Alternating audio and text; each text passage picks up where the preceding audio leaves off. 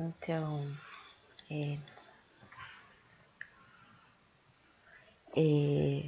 olá turma, tudo bem com vocês? Hoje eu vou falar sobre relações e funções. Essa aula eu separei em parte 1 e parte 2. Nessa primeira parte a gente vai falar um pouco sobre os conjuntos numéricos, que é o finalzinho do primeiro capítulo da teoria elementar dos conjuntos, para a gente conseguir falar sobre as relações e funções. Então, primeira coisa que a gente vai falar sobre é sobre os conjuntos numéricos. A gente separa os números em alguns conjuntos até para facilitar, para a gente saber de que tipo de número a gente está falando. Então, o primeiro conjunto é o conjunto dos números naturais. Os números naturais, eles estão sempre de 0 até o infinito. Então, a gente até utiliza os números naturais, porque eles indicam aquela ideia de quantidade, tipo uma maçã, 2, 3 e tudo mais. Só que também uma coisa para vocês prestarem bastante atenção é que quando a gente tem essa simbologia, né, os números naturais ou etc, com o asterisco, a gente retira o zero. Então, no caso aqui, são os números naturais que vão de 0 até o infinito, e aí aqui vão os números naturais tirando o zero. Então, aqui começa do 1 até o infinito. Então, é uma coisa que vocês têm que prestar atenção e ter bem anotadinho. Outro conjunto numérico também é o conjunto dos números inteiros. Os números inteiros, eles têm os números de menos infinito, né? Infinito negativamente, até o infinito positivamente, né? Positivo. Então, vai de menos infinito até o infinito positivo. E aí ele tem o zero e tudo mais. Aqui a gente pode separar os números inteiros também em números inteiros positivos, então aí vai do zero até o infinito, ou os números inteiros negativos, que vão de zero até menos infinito. Então é mais essa simbologia mesmo. Então, se a gente for parar para pensar nos números inteiros, eles são a união dos números negativos e os números naturais, que são esses aqui. A gente tem também os números racionais, que são aqueles números onde o x pode ser dado em forma de fração. Então, x é igual a n, que seria um número qualquer, dividido por d. Só que a gente tem uma regrinha para esses números racionais. O n, ele está contido, né, nos números inteiros, ou ele está contido nos números inteiros e mais dessa relação mesmo. E o d, ele está nos números inteiros sem o zero. Então, aqui, como a gente tinha visto antes, se tem o asterisco, a gente tira o zero, então é por isso. Porque não tem como a gente dividir uma fração por zero. Não tem como. A gente não pode fazer isso. E aí é essa a relação dos números racionais. São aqueles em que a gente pode colocar em forma de fração. A gente tem também os números irracionais, cujos elementos não podem ser colocados em forma de fração, que seria mais ou menos aquilo que eu tinha dito, né? Tipo, talvez da parte dos zeros e afins, então aí já não tem como. Quer dizer, alguns como equação que dá raiz com um número negativo, aí não tem como a gente resolver direto, aí acaba sendo uma coisa irracional, um conjunto irracional. Vamos esperar aqui. A gente tem também o conjunto dos números reais. Então, o conjunto dos números reais, ele vai ser tal que os reais equivalem aos números à união dos números racionais e os números irracionais. Então, é essa a parte dos conjuntos numéricos que eu tenho para vocês. Então, aqui tem algumas imagens explicando mais ou menos o que são, o que significa cada conjunto. Então, a gente tem aqui o conjunto dos números naturais, e aí o conjunto dos números inteiros, que a gente tem, dentro dos inteiros, a gente tem os números naturais, o conjunto dos números racionais, em que dentro dos números racionais a gente tem inteiros e naturais, o conjunto dos números irracionais, que eles estão fora desses conjuntos aqui, porque eles têm outras regras, e todos esses conjuntos que a gente tem aqui, eles são os conjuntos é um conjunto, na verdade, né, dos números reais. Então, a gente tem que os números reais são os números racionais, a união dos racionais e dos irracionais. Então, é isso. Aqui eu tenho uma outra imagem com exemplos numéricos para vocês terem uma noção melhor de tudo aqui que está acontecendo. Então, aqui tem os números naturais, que é 1, 2, 53, etc. Os números naturais, né? Naturais, aí aqui a gente tem os números inteiros, que aí a gente acrescenta os números negativos. Temos também os números racionais, que a gente pode colocar fração, número que a gente coloca com vírgula e etc, né? Aí pode colocar os números negativos também.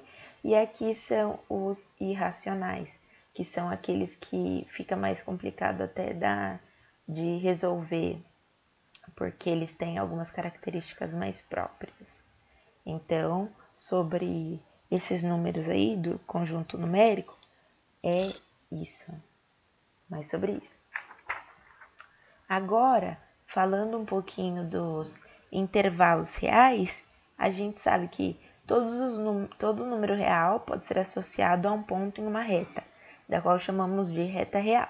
Então, por exemplo, se eu quiser colocar alguns números, eu posso ir analisando essa imagem aqui, eu colocando o y aqui.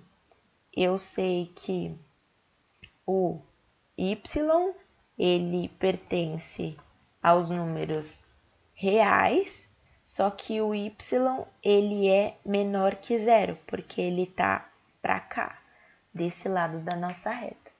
E eu sei também que o x pertence aos números reais também, né? Os reais, só que ele é positivo. Então, o x é maior que zero. São essas as condições que a gente tem, e assim é um modo de analisar todos esses números. Aqui também eu posso falar sobre esses intervalos reais.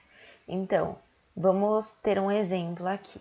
Se x pertence aos números naturais, tal que x está entre 1 e 3, então 1 menor que x, que é menor que 3, a gente tem que o único número representante é x igual a 2, porque a gente sabe que os números naturais a gente conta 0, 1, 2, 3 e em diante. Então, não tem números que podem ser colocados em forma de fração, assim, com vírgula. São mais números assim. Porém, se o x pertence aos números reais, tem-se infinitos valores para x. E aí, aqui algumas representações pela reta real, a gente tem. Então, a gente pode mostrar de algumas formas que estão aqui para cada uma das situações. E aí, na próxima figura na próximo slide, eu tenho uma explicação sobre isso, né? Sobre essa separação desses elementos. Então, aqui, para a gente começar a analisar tanto em escrita quanto nas retas, a gente tem que, se eu colocar os colchetes no começo da representação, significa que o ponto de extremo esquerdo não está incluído. E aí é um fato, né? Por exemplo, se eu tenho no caso do exemplo que a gente tinha visto anteriormente, se o x está entre 1 e 3, eu sei que o 1 não se inclui, porque não está escrito que ele está incluso, né? Senão seria 1 menor ou igual a x. Nesse caso, a gente sabe que ele não está incluído, então a gente poderia falar como colchetes aqui. E aqui também a gente sabe que isso no começo da representação significa que o ponto do extremo esquerdo está incluído. Então, por exemplo, nesse caso aqui, nesse começo aqui, eu sei que o 1 está incluído nos números que eu estou falando, no intervalo que eu estou falando, e aqui o 1 não está incluído no intervalo que eu estou falando. E aí aqui, a gente analisando no final do intervalo, se ele estiver um colchete assim, eu sei que o ponto do extremo direito está incluído. Então, nesse caso aqui, como os dois estão fechando, eu sei que 1 e 3 estão incluídos no intervalo. Então, nesse caso, seria 1, 2 e 3, nesse intervalinho aqui. E aí, se ele estiver assim, o colchete estiver desse jeito, eu sei que o ponto do extremo direito não está incluído. Então, é nesse caso aqui, que eu sei que 1 e 3 não estão incluídos. Então, só temos o 2, que é aquele exemplo que eu tinha mostrado para vocês. Outra coisa também que dá para perceber é que a gente tem essas bolinhas aqui.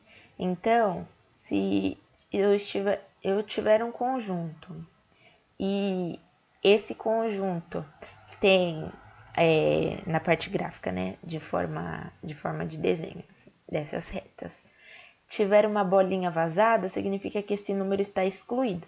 Então, por exemplo, aqui eu sei que o número 1 está excluído do nosso intervalo.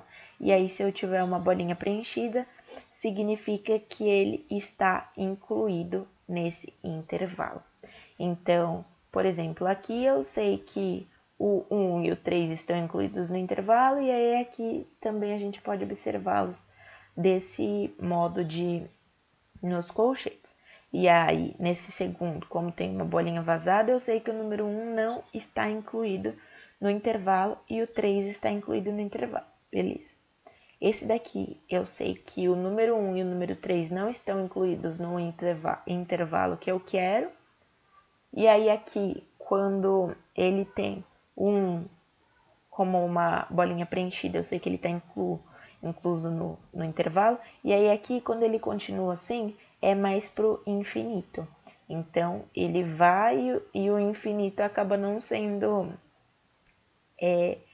não estando incluído, né? Porque o infinito acaba não sendo um valor assim direto. E aí aqui a mesma coisa para o outro lado, só que nesse caso o 3 não está incluído no nosso intervalo. E aí vai para o infinito negativo, só que aí sem o número 3. Então seria 2, 1, 0, menos 1, menos 2, menos 3, em diante. Então, essa é a separação do intervalo dos números reais que a gente tem por aqui.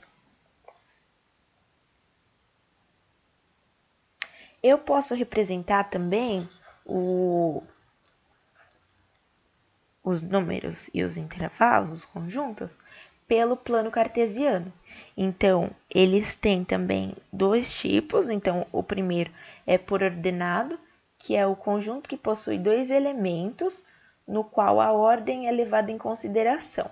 Pode ser representado pelo plano cartesiano e pelo diagrama das flechas.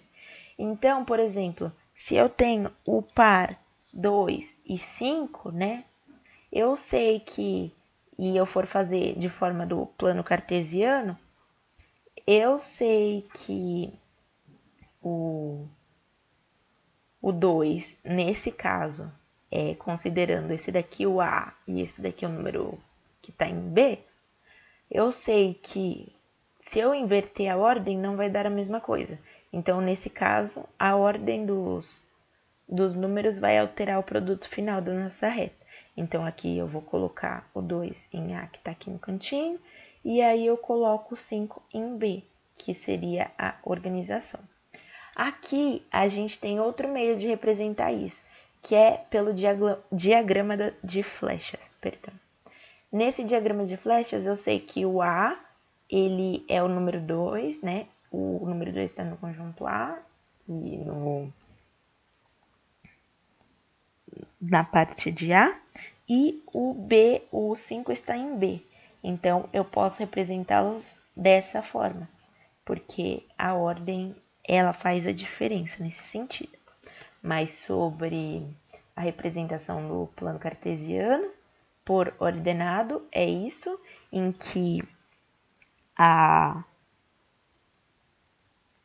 representação ela muda, então não é diferente eu colocar 2 e 5 e 5 e 2, porque eles vão dar um desenho diferente.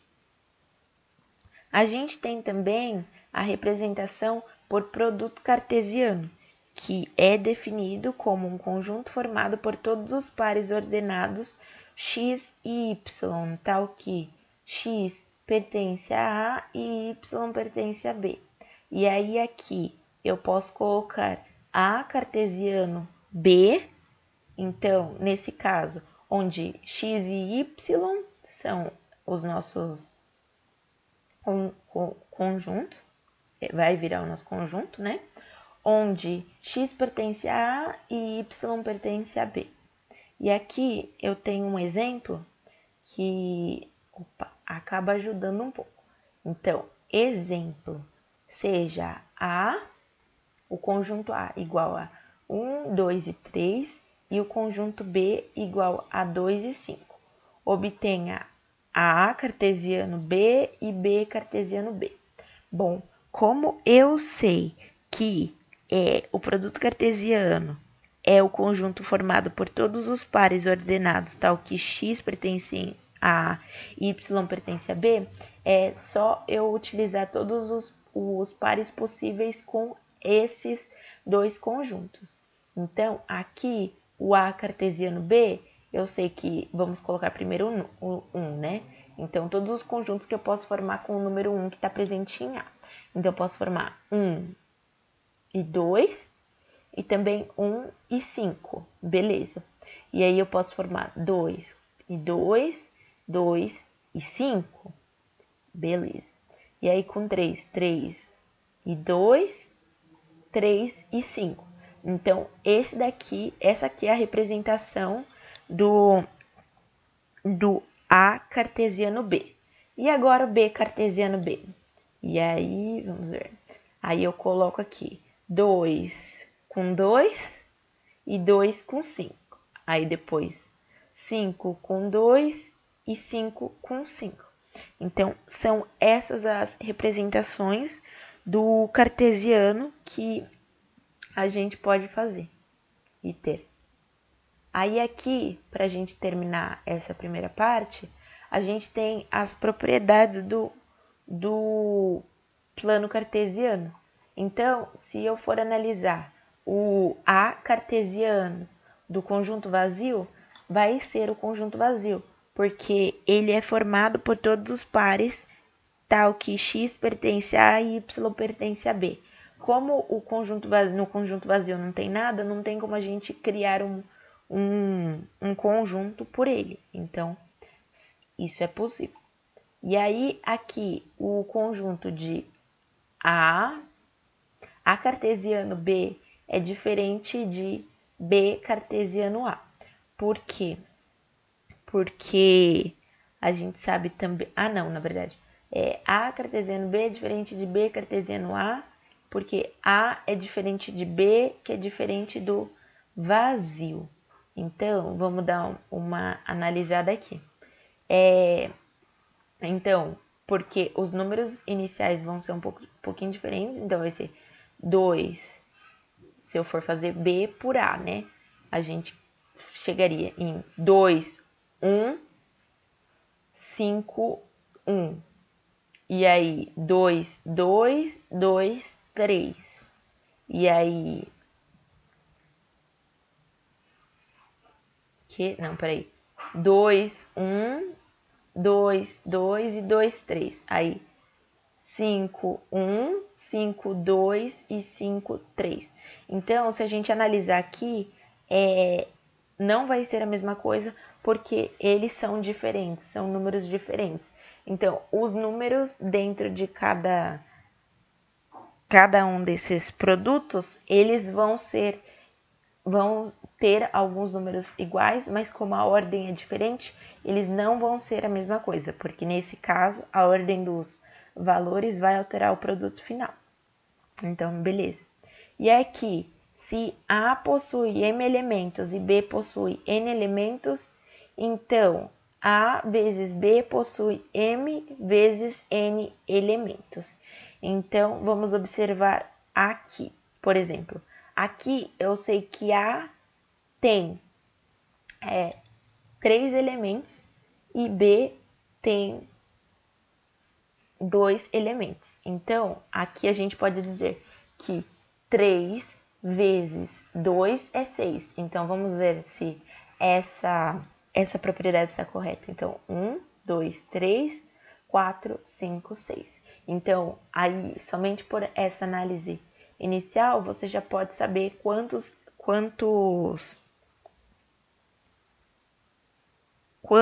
elementos vai possuir o A cartesiano B. Então, beleza, né?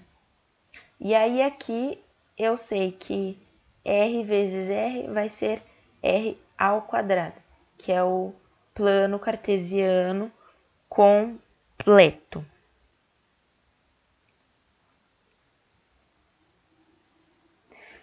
Então, é isso mesmo. Opa, deixa eu colocar aqui.